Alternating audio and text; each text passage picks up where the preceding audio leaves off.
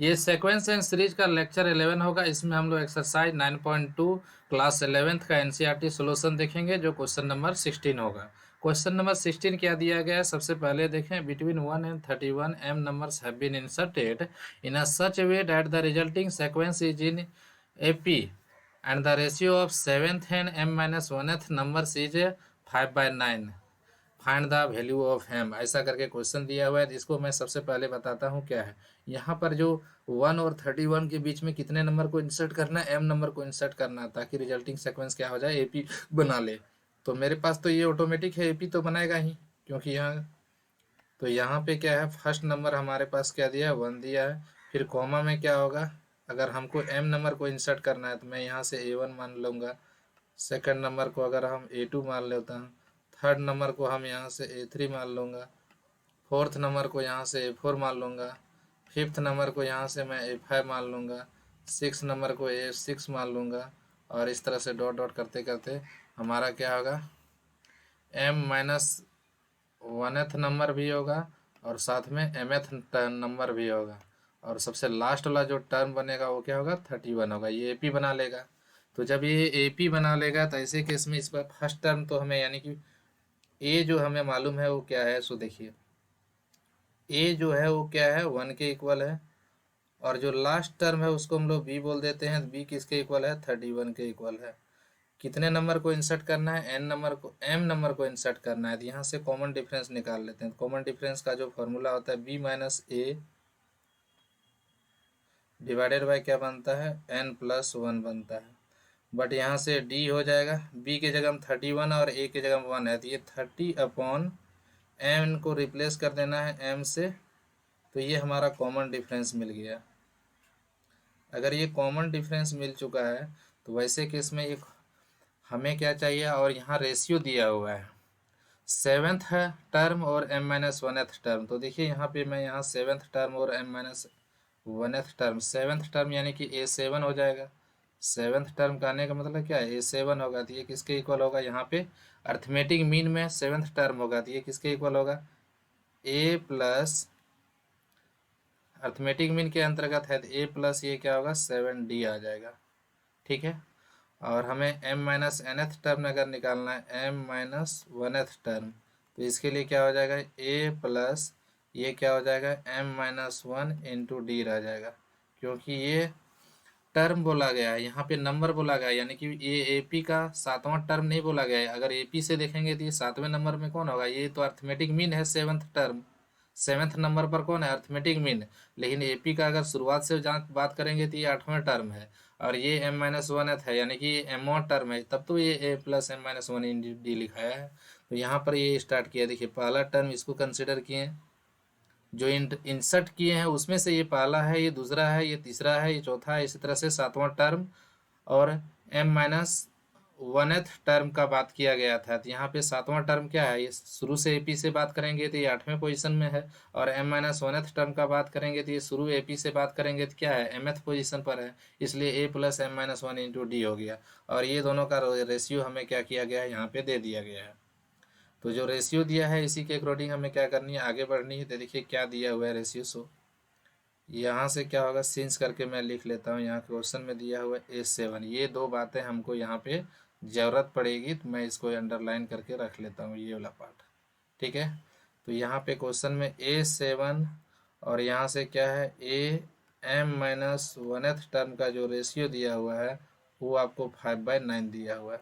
तो मैं कुछ नया चीज़ यहाँ करने वाला नहीं हूँ। इसी का रेशियो मैं यहाँ से क्या करूँगा, ए प्लस ये 7D पुट करूँगा, और यहाँ से इसके बदले क्या होगा, पुट ए प्लस ये तो एम माइनस वन इंटू क्या होगा, डी बनेगा। और इसका रेशियो क्या बनेगा, ये 5/9 क्वेश्चन में दिया हुआ है। तो ए का तो वैल्यू हमारे पास अवेलेबल है, क्या है, 1 है। और डी के बदले हमारे पास अवेलेबल है, डी का वैल्यू क्या दिया गया है आपको यहाँ से, 30। ये डी का वैल्यू क्या है, 30/n+1 है। और होल डिवाइड में जाएंगे यहाँ से, तो ए का वैल्यू हमारे पास क्या है, 1 है, ये 1 हो जाएगा, प्लस एम माइनस 1 है ये। और डी का वैल्यू हमारे पास दिया हुआ है, क्या दिया है, 30/n m+1 है, ये 30/m+1 है। तो मैं अगर इसको सॉल्व कर लूँगा तो कुछ इस तरह से बचेगा। तो क्या बच जाएगा, सो देखिए ये m+1 है, ये वाला डेटा m+1 है। तो देखिए ये क्या बच रहा है, एलसीएम ले लेंगे। तो एलसीएम लेने के बाद क्या होगा, यहाँ से m+1 एलसीएम आएगा इसके साथ, और 7 × 30 मल्टीप्लाई होगा तो ये क्या आएगा, 210 आ जाएगा।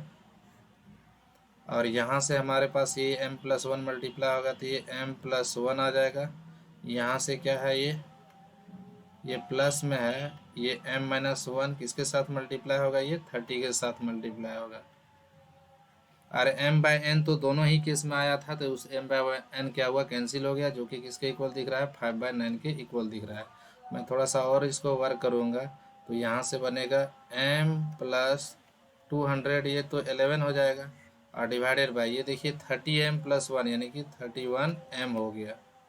और यहाँ से ये क्या होगा, -+1 -30, और इक्वल टू क्या हो रहा है, 5/9 हो रहा है। थोड़ा सा इसको अगर वर्क कर देते हैं तो क्या आ जाता है, सो देखिए ये 9 इंटू लिखा जाएगा m+211। यहाँ से क्या होगा, ये 31m तो रहेगा ही, और माइनस में क्या होगा, ये 29 होगा, और इसके साथ कौन मल्टीप्लाई हो जाएगा, 5 मल्टीप्लाई हो जाएगा।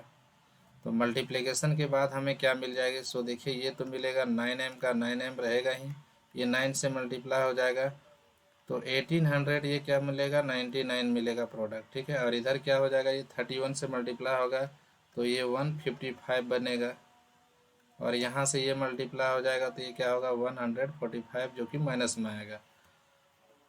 अब मुझे यहाँ से क्या करनी है, एम की वैल्यू निकालनी है। तो एम का वैल्यू बड़ा सिंपल वे से निकाला जा सकता है। एम का वैल्यू निकालने के लिए इसको यहाँ से हम लेफ्ट पार्ट पे एक साथ सेपरेट कर लेते हैं। तो यानी कि ये मेरा अभी इस तरह का फॉर्म आया हुआ है। यहाँ से क्या आया, ये 9m आया हुआ था, प्लस क्या हुआ था, 1899, और राइट पार्ट में क्या दिख रहा था हमारा, यहाँ से राइट पार्ट में था 155m था, और साथ में क्या था, -145 था।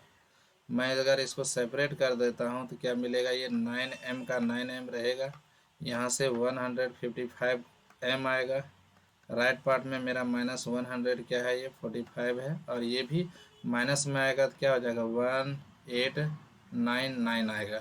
तो यहाँ से ये -146m आ जाएगा, और राइट पार्ट में ये मेरा यहाँ से क्या आ जाएगा, 14 के 4 हो जाएगा, फिर 13 है, 14 का 4 हो जाएगा, 819 और 0 यानी कि 2044, ये माइनस माइनस कैंसिल होगा। तो m की जो वैल्यू निकलेगा वो क्या आ जाएगा, 24044 डिवाइडेड बाय 146। इसको मैं यहाँ से कैंसिल करूँगा तो ये 14 टाइम्स में पूरा पूरा डिविजिबल है, यानी कि फाइनली हमको यहाँ से m का वैल्यू किसके इक्वल आ गया, 14 के इक्वल आ गया। तो ये हमारा क्या हुआ, m का वैल्यू 14 मिल गया। देखते हैं क्वेश्चन नंबर 17 क्या दिया हुआ है। 17 भी बड़ा इजी क्वेश्चन है। बोला जा रहा है 100, उसका इंस्टॉलमेंट 100 है और 5-5 रुपया पर मंथ बढ़ाते जा रहा है। तो 30th इंस्टॉलमेंट में उसके द्वारा कितना पे किया गया वो निकालना है। तो ये तो कन्फर्म है, जो पेड इंस्टॉलमेंट जो होगा, तो यहाँ से जो इंस्टॉलमेंट जो बना रहा है उसका इंस्टॉलमेंट, तो इंस्टॉलमेंट इसका जो बनेगा वो एपी फॉर्म कर लेगा। कैसे, क्योंकि सबसे पहला इंस्टॉलमेंट 100 रुपीज़ का है, 5 रुपीज़ को बढ़ाएंगे तो क्या होगा, 105 होगा, फिर से 5 रुपये को इंक्रीज करेंगे तो 110 थर्ड इंस्टॉलमेंट होगा, और इस तरह से क्या है हमारा जाते जाएगा, और लास्ट इंस्टॉलमेंट क्या होगा वही तो हमें निकालनी है, ठीक है। तो यहाँ पे क्या है, हमें क्या निकालनी, फर्स्ट टर्म, ये क्लियरली इट फॉर्म्स एपी, यानी कि फर्स्ट टर्म हमारा 100 है, और कॉमन डिफरेंस क्या बना लेगा, 5 रुपीज़ का होगा, क्योंकि 5 रुपीज़ का इंक्रीमेंट दिख रहा है। हमें क्या निकालनी है यहाँ पे, कॉमन 830, यानी कि 30 इंस्टॉलमेंट क्या होगा, 830 इक्वल टू क्या बनेगा, सिंपल सा फॉर्मूला है, ए प्लस क्या होगा, 29d होगा। ए का तो वैल्यू दिख रहा है 100 रुपीज़ है, 29 हो जाएगा, और डी का वैल्यू कितना है, 5 के इक्वल है। तो इस तरह से हमारा क्या होगा, 100 का 100 रह जाएगा, और ये दोनों का प्रोडक्ट क्या होगा, 145 आएगा। तो दोनों को अगर ऐड कर देते हैं तो ये आ जाता है 245 के इक्वल। तो ये हमारा क्या हुआ, 30th इंस्टॉलमेंट मिल गया। लास्ट क्वेश्चन एक्सरसाइज का है, the difference between any two consecutive interior angle of a polygon is क्या है 5 degree and the smallest angle is 120 degree. तो ये पॉलीगॉन में हम सपोज कर लेते हैं let polygon has N side, ऐसा सपोज कर लेते हैं। पॉलीगॉन में कितने साइड है ये तो पता नहीं है, ये तो हमें ढूंढनी है। Let number of side be X, N sided polygon consider कर लेते हैं, number of sides be N ले लेते हैं। साइड की संख्या हम यहाँ से एन कंसिडर कर लिए। जैसे साइड की संख्या एन कंसिडर किए तो ये किस तरह से हमारा एंगल्स बनेगा। तो कोई भी पॉलीगॉन में जितने साइड रहेंगे उतना ही एंगल यहाँ पे पॉसिबल है। एंगल्स आर, ये एंगल ए पी फॉर्म करेगा क्योंकि 5 डिग्री से क्या कर रहा है वो बढ़ रहा है। सबसे स्मॉलेस्ट एंगल क्या है 120 डिग्री। फिर हमारा सेकेंड एंगल क्या आएगा 5 डिग्री बढ़ेगा तो 125 होगा। थर्ड एंगल क्या आएगा 130 डिग्री आएगा। फोर्थ एंगल 135 होगा और इस तरह से चलते जाएगा। लास्ट वाला जो एंगल आएगा वो क्या आएगा हमें पता नहीं है, ठीक है। इस तरह से चलते जाएगा। ये नंबर ऑफ साइड्स की संख्या क्या है एन है। ये एपी फॉर्म कर रहा है यहाँ पे फर्स्ट जो यानी कि फर्स्ट टर्म क्या हो जाएगा 120 हो जाएगा। यहाँ पे कॉमन डिफरेंस अगर ये फॉर्म करेगा तो क्या होगा 5 के इक्वल आएगा। और हमें इंटीरियर एंगल का formula some of interior angle of a polygon मालूम है, उसका यूज़ करके तो मैं यहाँ पे लिख लेता हूँ sum of interior angle of a polygon. ये तो क्लास 7-8 का प्रॉब्लम हो जाएगा। Sum of interior angle of a polygon, sum of interior angle of a polygon, polygon का बात है पॉलीगॉन का ही रहेगा। तो ये किसके इक्वल होता है n-2 इंटू 180 डिग्री। ये आपको लर्न करना पड़ेगा जो कि पीछे क्लास का है। Sum of interior angle of a polygon with n sided, तो n-2 इंटू 180 डिग्री, जहाँ n नंबर ऑफ साइड है। और ये तो फॉर्मूला है, बट यहाँ अगर हम AP से ही इंटीरियर एंगल का सम निकालना चाहते हैं तो ये AP फॉर्म कर गया था, तो इसके बदले हमारा पास क्या है समेसन लगाना पड़ता है, ये SN। तो SN किसके इक्वल हो जाता है यहाँ से n-2 इंटू क्या लिखा था यहाँ से 180 डिग्री होता। तो यहाँ से SN का फॉर्मूला लिख देते हैं AP के लगा करके, तो क्या होगा n/2, फिर क्या होता था 2a हो जाएगा। फिर यहाँ से क्या लिखाएगा n-1 हो जाएगा। ये n-1 बनेगा इंटू क्या होगा ये d होगा। और राइट पार्ट में हमारा क्या है n-2 इंटू क्या है 180 डिग्री दिया गया। यहाँ से n की तो वैल्यू हमें ढूंढनी है, तो ये n/2 को n/2 छोड़ देते हैं। 2a यानी कि फर्स्ट एंगल कितना है 120 डिग्री है, तो 120 इंटू 2 यानी कि 240 डिग्री यहाँ से हो गया, ठीक है। प्लस क्या होगा n-1 तो नहीं मालूम है n की वैल्यू, बट d की वैल्यू मालूम है, कॉमन डिफरेंस 5 है, ठीक है। और ये इधर से क्या आ जाएगा n-2 इंटू क्या बनेगा 180 डिग्री बनेगा। तो फाइनली हमारा क्या होगा यहाँ से जो सॉल्व होगा किस तरह से डेटा आएगा वो देखें। मैं यहाँ पे क्या करता हूँ ये n-n/2 है, ये 240 का 240 छोड़ दिए, यहाँ से 5 से मल्टीप्लाई करेंगे तो ये क्या होगा 5n माइनस क्या होगा ये 5 होगा, जो कि किसके इक्वल आ रहा है n-2 इंटू 180 डिग्री के इक्वल है। 180 है ये RHS हमारा दिख रहा है, ठीक है। ये लेफ्ट पार्ट में हमारा ये आ गया। तो सॉल्व करके क्या आएगा सो देखिए, मैं यहाँ से इसको क्रॉस मल्टीप्लाई करूँगा तो कुछ इस तरह से डेटा आ जाएगा। यहाँ से n/2 का n/2 छोड़ दिया जाए, ये तो बनेगा 235 बनेगा, प्लस क्या होगा ये 5n होगा, और इक्वल टू क्या बन रहा है हमारा n-2 इंटू क्या रह रहा है 180 डिग्री हो रहा है। तो ये काम करते हैं, इसको क्रॉस मल्टीप्लाई कर देते हैं। तो यहाँ से मल्टीप्लिकेशन के बाद क्या होगा n से ये मल्टीप्लाई होगा तो 235n होगा, प्लस क्या होगा ये 5n² होगा, और उधर मल्टीप्लाई होगा 2 से, तो ये हो जाएगा 360 डिग्री इंटू क्या होगा n-2 हो जाएगा। तो देखिए किस तरह से यहाँ से डेटा फॉर्म करेगा, ये अरेंज करके थोड़ा सा लिखा जाए तो यहाँ 5n² हो जाएगा और ये बनेगा 235n।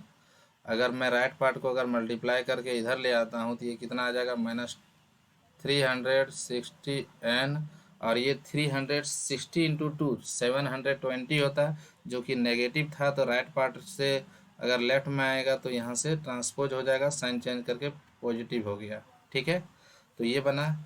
और फाइनली हमारा जो यहाँ से इक्वेशन बनेगा वो क्या बनेगा, यहाँ से 5n², ये डिफरेंस कितना जाएगा यहाँ से, ये नेगेटिव ही डिफरेंस आएगा, 5 बचेगा, 5 में से 3 जाएगा 2 हो गया, और यहाँ से 3 में से 1 जाएगा तो 2 जाएगा तो 1 बचेगा, इतना n हो गया।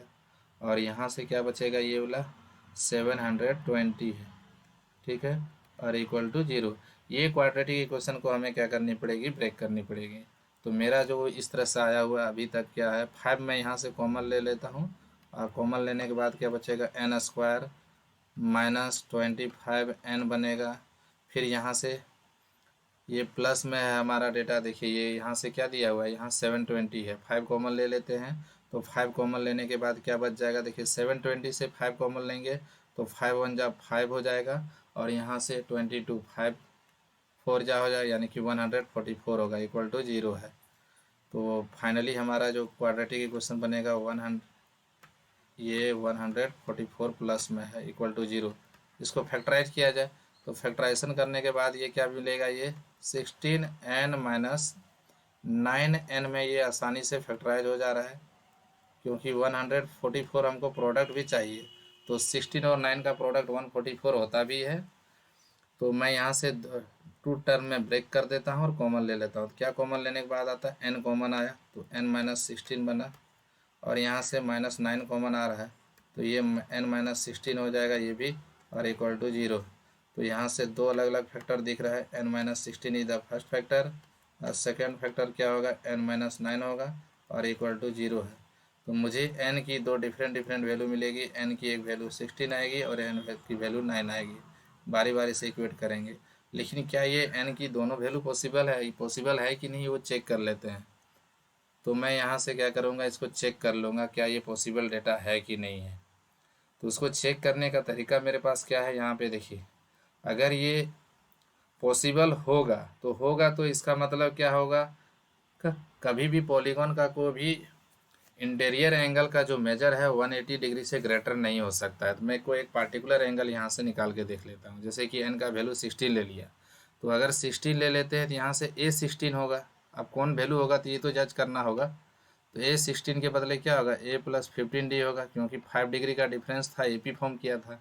तो a के जगह में क्या है 120 है, और यहाँ से 15 इंटू 5 करेंगे, क्योंकि कॉमन डिफरेंस मेरे पास 5 था, तो ये दोनों का सम ओवरऑल क्या मिलेगा, 120 प्लस 75, जो कि हमारा क्या आ जा रहा है, 195 आ रहा है। तो ये तो पॉसिबल ही नहीं है, क्योंकि ये 180 से ग्रेटर है। इट इज़ नॉट पॉसिबल, क्योंकि कोई भी पॉलीगॉन में इंटीरियर एंगल, कोई भी एक इंटीरियर एंगल जो है 180 डिग्री से ग्रेटर नहीं हो सकता है। तो ऐसे केस में ये पॉसिबल तो नहीं बनेगा, और 5 डिग्री का हमें डिफरेंस भी चाहिए, तो ऐसे केस में ये पॉसिबल नहीं है।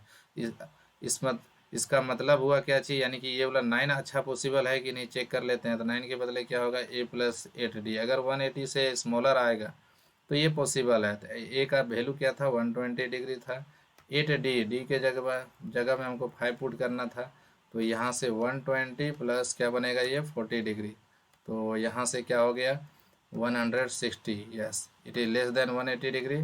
तो फाइनली हमारा n का जो वैल्यू होगा वो क्या बनेगा, n equal to 9। This is the final answer. Okay दोस्तों, मिलते हैं नेक्स्ट एक्सरसाइज में 9.3 में।